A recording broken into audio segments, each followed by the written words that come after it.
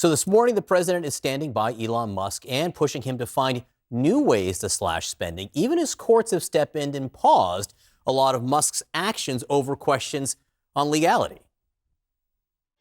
I'm going to tell him very soon, like maybe in 24 hours, to go check the Department of Education. He's going to find the same thing. Then I'm going to go to the military. Let's check the military. We're going to find billions, hundreds of billions of dollars.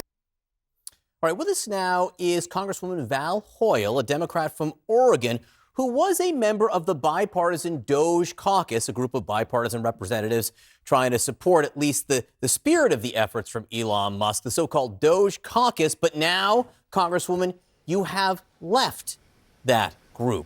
What pushed you over the edge? Why? Well, I think that there's two different missions. Certainly the bipartisan group, most of my colleagues, I would say, truly want to find efficiency in government, right? We have three different branches of government, and as the legislative branch, we came here to be good stewards of taxpayer dollars, to make good policy, and again, work in good faith to find efficiencies, whether that's investing in IT or, combining agencies or departments, making sure we don't have too much bureaucracy. But fundamentally, you can't do that while government is being blown up from the inside. And let's be clear, Donald Trump and Elon Musk have a different mission. They say it's about efficiency and saving taxpayer dollars. It isn't.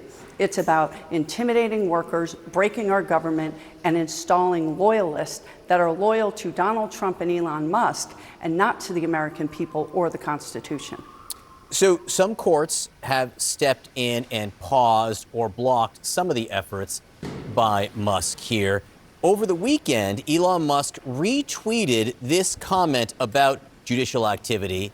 It reads, quote, "I don't like the precedent it sets when you defy judicial rulings, but I'm just wondering what other options are these judges leaving us if they're going to blatantly disregard the Constitution for their own partisan political goals." It seems to raise the possibility of ignoring legal rulings. What do you think about that?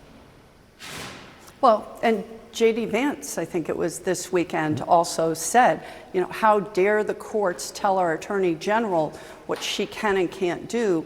That's unconstitutional. They're throwing these words around. They're using the cover of, again, efficiencies and the Constitution when they are blatantly disregarding it. We have a separation of the branches of government so that we have checks and balances. And what is really concerning, and every American, regardless of party, should be concerned with, is that this unelected billionaire, Donald Trump, and his administration have made it clear that they don't intend to follow the rulings of the court if the court doesn't go along with what they say. That's concerning. And as a member of Congress, I was elected to represent my people. I swore an oath to the Constitution. And I'm really hoping that my Republican colleagues will find a backbone and stop bending the knee and do the job that they were elected to do.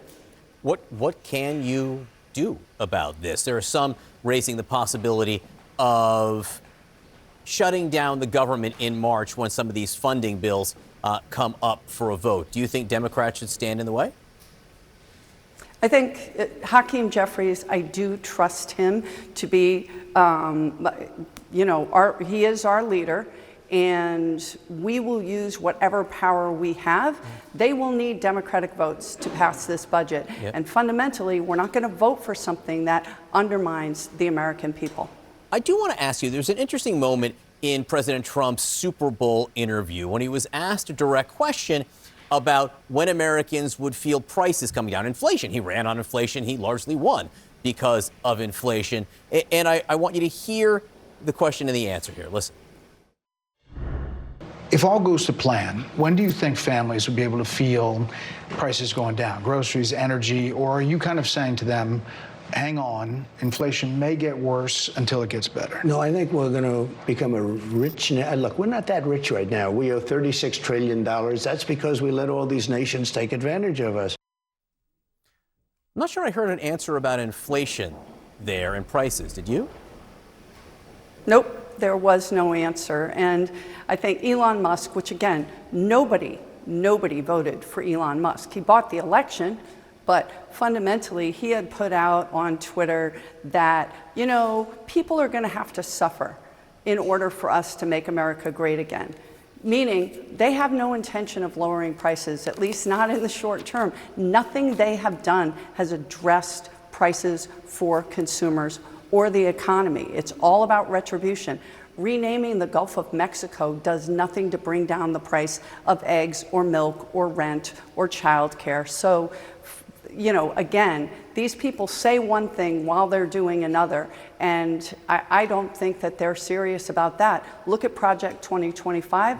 That is their playbook. That's what they're following, and people should pay attention to what's happening in those ways as opposed to the distractions and the shiny things where, you know, Donald Trump is trying to take attention away from the fact that they're destroying our government. Shiny things like coins this morning. Congresswoman Val Hoyle, nice to see you. Thank you very much for being with us.